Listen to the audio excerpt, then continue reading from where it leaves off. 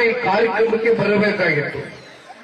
ನಿನ್ನೆ ದಿನ ಹಾಸನ್ನು ಮತ್ತೆ ಸಕಲೇಶ್ಪುರದಲ್ಲಿ ಅವರಿಗೆ ಸ್ವಲ್ಪ ಆರೋಗ್ಯದಲ್ಲಿ ಅಂದ್ರೆ ಮತ್ತಾರು ಹೆದರೋದು ಬೇಡ. ಆ ಭಗವಂತ ಇದ್ದಾನೆ, ನಿಮ್ಮೆಲ್ಲರ ಆಶೀರ್ವಾದ ಇದೆ, ನಿಮ್ಮೆಲ್ಲರ ಒಂದು ಮನಸ್ಸಿನಲ್ಲಿ ಕುಮಾರಣ್ಣನಿಗೆ ಭಗವಂತ ಹೆಚ್ಚಿನ ಆಯಸ್ಸು ಆರೋಗ್ಯ ಕೊಡ್ಲಿ ಅಂತಕ್ಕಂಥದ್ದು ತಾವೆಲ್ಲರೂ ವಿಶೇಷವಾಗಿ ನಮ್ಮ ತಾಯಂದಿರುಗಳು ಪ್ರಾರ್ಥನೆ ಮಾಡ್ತೀರಿ.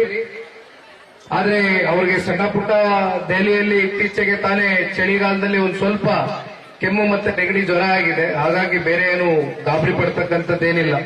ಆದ್ರೆ ಒಂದೆರಡು ದಿನಗಳ ಕಾಲ ಅವರಿಗೆ ವಿಶ್ರಾಂತಿಯನ್ನು ತಗೊಳ್ತಕ್ಕಂಥದಕ್ಕೆ ಡಾಕ್ಟರ್ ಸಲಹೆ ಕೊಟ್ಟಿದ್ದಾರೆ. ಆದ್ರೂ ನಿನ್ನೆ ದಿನ ಇವನ್ನೆಲ್ಲ ಬದಿಗಿಟ್ಟು ಇಲ್ಲ ನಾನು ಹೋಗಲೇಬೇಕು, ಹಾಸನ್ನು ಮತ್ತೆ ಸಕಲೇಶ್ಪುರದಲ್ಲಿ ಕಾರ್ಯಕ್ರಮ ನಿಗದಿಯಾಗಿದೆ, ಯಾವ ಕಾರಣಕ್ಕೂ ನಾನು ತಪ್ಪಿಸ್ಲಿಕ್ಕೆ ಆಗೋದಿಲ್ಲ ಅಂತಕ್ಕಂಥದ್ದು ಓದು ಬಂದ ಮೇಲೆ ಒಂದು 2 ದಿನಗಳ ಕಾಲ ನೀವು ಎಷ್ಟು ತಗೊಳ್ಳೇಬೇಕು ಅಂತಕ್ಕಂಥದ್ದು ಡಾಕ್ಟರ್ಗಳು ಸಲಹೆ ಕೊಟ್ಟಿದ್ದಾರೆ.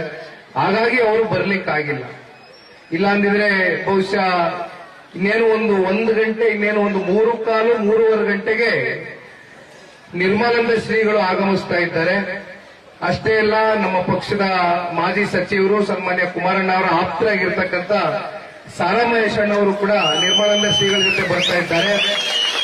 ನನಗೆ ಈ ತಾನೇ ದೂರವಾಣಿ ಮೂಲಕ ಕರೆಯನ್ನ ಮಾಡಿ ತಿಳಿಸಿದ್ರು, ಇನ್ನು 1 ಗಂಟೆಯಲ್ಲಿ ಬರ್ತೇವೆ, ದಯಮಾಡಿ ಅಲ್ಲಿರ್ತಕ್ಕಂಥ ಎಲ್ಲ ನಮ್ಮ ಭಕ್ತಾದಿಗಳಿಗೆ, ತಾಯಂದರಿಗೆ, ಯುವಕರಿಗೆ, ಹಿರಿಯಕರಿಗೆ ಒಂದು ಮಾತನ್ನ ಹೇಳಿ ಅಂತಕ್ಕಂಥದ್ದು.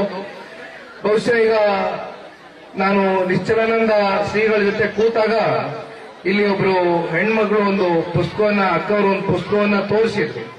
20-23 ವರ್ಷದ ಹಿಂದೆ ಏನೊಂದು ಸಣ್ಣ ಗುಡಿ ಆದಂತ ಈ ಒಂದು ಭೈರವೇಶ್ವರನ ಒಂದು ದೇವಾಲಯ ಒಂದು ಬಹಳ ಐತಿಹಾಸಿಕವಾದಂತ ಒಂದು ಸ್ಥಳ, ಅತ್ಯಂತ